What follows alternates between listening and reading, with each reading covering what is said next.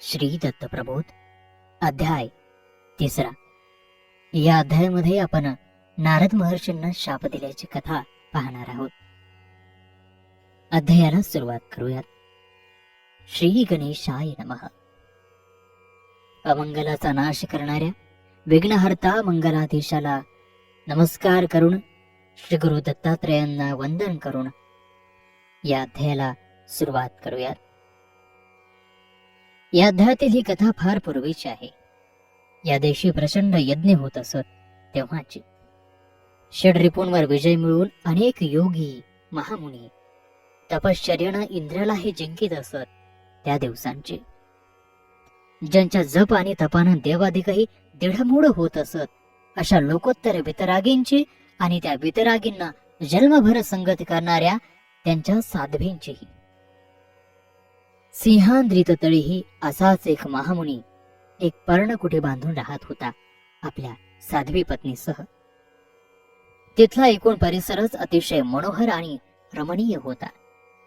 उत्फुल्लपणानं बहरलेले वृक्षराई, त्यावर मधुरगान करणारे विविध प्रकारचे द्विजराज, त्यांच्या सुमधुर गानाला सुस्वर स्वरात साथ देणारा ऋचा आणि सूक्त गाणारा सुज्ञ असा ब्रह्मवृंद,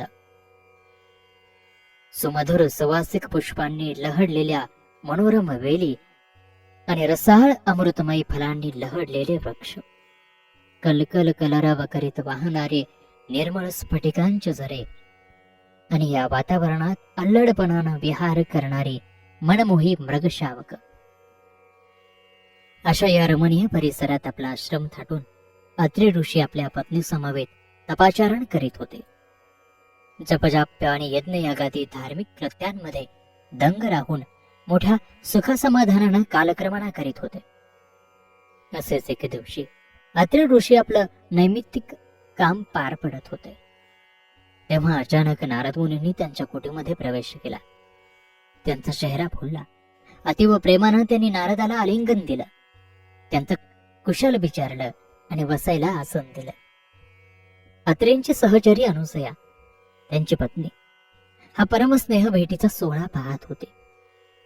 नारद मुनी आसनस्थ होताच तिने मोठ्या विनम्र भावानं आणि भक्तीनं षोडशोपचारे त्यांची पूजा केली आणि मोठ्या अगत्यानं त्यांचं आदरातिथ्य करून त्यांना संतुष्ट केलं.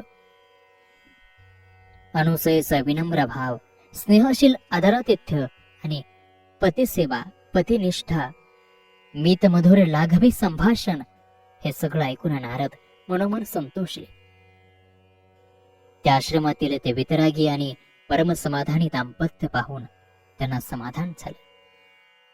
त्यांच्याकडचा पाहुणचार संपवून आणि प्रेमानं त्यांचा निरोप घेऊन मुखानं नारायणाचं नाम संकीर्तन करीत नारद वेगानं त्रैलोक्य भ्रमणाला निघाले. जाता जाता ते ब्रह्मभुवनाशी थबकले. ब्रह्मदेव आणि सावित्री मातेला बसलेलं पाहताच ते आत आले आणि त्यांनी त्या दोघांना साष्टांग प्रणिपात केला. दोघांनीही नारदाला आशीर्वाद देऊन क्षेमकुशल विचारलं आणि त्रैलोक्यातील एखादी नामी नवलकथा कथन करण्याची विनंती केली. आणि परम आदरणीय असा जो विधाता ब्रह्मदेव, तो नारद काय सांगतात हे मोठ्या उत्सुकतेने ऐकू लागला. नारदाने विनम्र स्वरात ब्रह्मदेवाला म्हटलं की स्वामी, तुम्ही तर त्रैलोक्याचे अधिपती, स्वामींचे स्वामी. झाडाचं पान देखील तुमच्या आज्ञेशिवाय हलत नाही आणि असं असताना आपण मलाच खबर पुसता हे कसं बरं? सर्व साक्षी तर आपणच आहात. मी तर केवळ आपला नम्र असा किंकर. आपण पुसताच आहात म्हणून सांगतो. नित्य नियमाप्रमाणे भ्रमण करीत करीत मी सप्तपाताळामध्ये गेलो, स्वर्गमंडळामध्ये फिरलो आणि अखेर मृत्यूलोकात गेलो. या मृत्यूलोकाचा खेळच सारा अजब बाबा. त्यामध्ये थक्क करणाऱ्या मृत्यूलोकाची निर्मिती करणारे आपण खरोखर महान आहात. नाना धर्म, जाती, पंथ, वर्ण असं भेद निर्माण करून आपण समाजाचे जे वर्ग पाडलेत आणि त्या साऱ्या मानवी समाजाला गोवून त्या धार्मिक अधिष्ठान देऊन त्यांच्या आयुष्याला अर्थ प्राप्त करून देण्यासाठी जे जे आचार, विचार आणि उच्चार धर्मबंध विदित केले, त्यामुळेच अखिल मानवजाती स्वैत साधू शकली. जपजाप्य अधिष्ठान आणि यमनियमांनी या मानवी जीवनात एक प्रकारची सुसूत्रता आली. भक्तीनं, निष्ठेनं आणि अनन्य भावानं मानव त्या धर्माज्ञा पाळू लागला. दैनंदिन जीवनात आचरू लागला. कर्मधर्म श्रेष्ठ मानून वेदाज्ञा शिरसावंध्य मानू लागला. तपानुष्ठानानं विवेक मिळवून ज्ञानाच्या गोष्टी करू लागला आणि आपल्या पार्थिव देहाचं सार्थक करून आत्ममुक्ती मिळवू लागला. अशाच एका योग्याची आणि त्याच्या पत्नीची कथा मी आपल्याला विदित करणार आहे. ब्रह्मदेवाची सहचारिणी माता सावित्री त्यांच्या जवळ बसली होती. तीही लक्षपूर्वक नारद सांगत असलेली ती कथा ऐकू लागली. नारदांनी सांगितलं की ऐकावं महाराज, संसारात राहूनही विरक्त असलेली, योगिनी असूनही आतिथ्यशील गृहिणी असलेली, काया वाचा मनानं दिवस रात्र पतीची सेवा करणारी पतिपरायण अशी साध्वी मी पाहिली. अशी साध्वी त्रैलोक्य धुंडूनही सापडणार नाही. तिच्या पातिव्रत्याच्या नखाचेही सर कोणाला नाही. एवढं नारदाचं भाषण ऐकलं मात्र ब्रह्मदेव पत्नी सावित्री संतापली आणि त्या शाप द्यायला निघाली. तेव्हा नारद पुन्हा थंडपणानं तिला म्हणाले, अशा संतापत काय? खरोखरच उमा लक्ष्मी आणि तुम्ही तिच्या दासी शोभाल अशी तिची योग्यता आहे. असं म्हटल्यामुळे तर ती अधिकच संतापली आणि तिनं शापवाणी उच्चारली. तेव्हा त्या कळलावी नारदांना आणखी एक कळ लावली, हे माते, तुझा शाप तेव्हाच खरा होईल जेव्हा तू माझे बोल खोटे करून दाखवशील. असं म्हणून नारद तिथून निघून गेले. ते थेट कैलासावर. तिथे उमेशसह शिवशंकर सारीपाठ खेळत होते. नारदाला पाहताच शिवशंकरांनी विचारलं, भूतलावरील हालहवाल काय? नारदांनी लगेच सांगितलं, हे भगवंत, कोणत्याही सत्वपरीक्षेला परिपूर्ण उतरूनही पतिव्रत असलेली एक स्त्री मी या भूतळी पाहिली. ती म्हणजे महामुनी अत्रींची धर्मपत्नी अनसूया. तिच्या साध्वीपणाचे सर त्रैलोक्यात इतर कोणालाही येणार नाही, इतकी ती माऊली वंदनीय आहे. नारदाचे हे बोल संपताच तोच खवळलेल्या नागिनीसारखी हिमकन्या उमा फुत्कारली. नारद मुनी, तुम्ही हे काय बोलत आहात? तात्काळ मी तुम्हाला शापभ्रष्ट करून टाकीन. यावर नारद पहिल्यासारखे हसले आणि म्हणाले, जर तू अनुसयेला तपभ्रष्ट केलंस तरच तुझा शाप खरा होईल. आणि असं म्हणून ते तात्काळ तिथून अंतर्धान पावले. थेट वैकुंठाला श्री विष्णूंच्या चरणी रुजू झाले. रमारमन शेषशाहीवर विराजमान झाले होते. विष्णुपत्नी त्यांचे चरणकमल चुरत होते.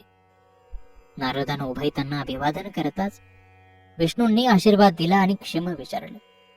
नारदांनी सर्व कुशल सांगून अनुसूयेची हकीकत पुन्हा मोठ्या रसभरीत वर्णनासह सांगायला सुरुवात केली. ते म्हणाले, तुझ्यासारखी साध्वी पतिव्रता शोधूनही कुठे त्रैलोक्यात सापडणार नाही आणि तिची तुलना कोणाशीही होऊ शकणार नाही.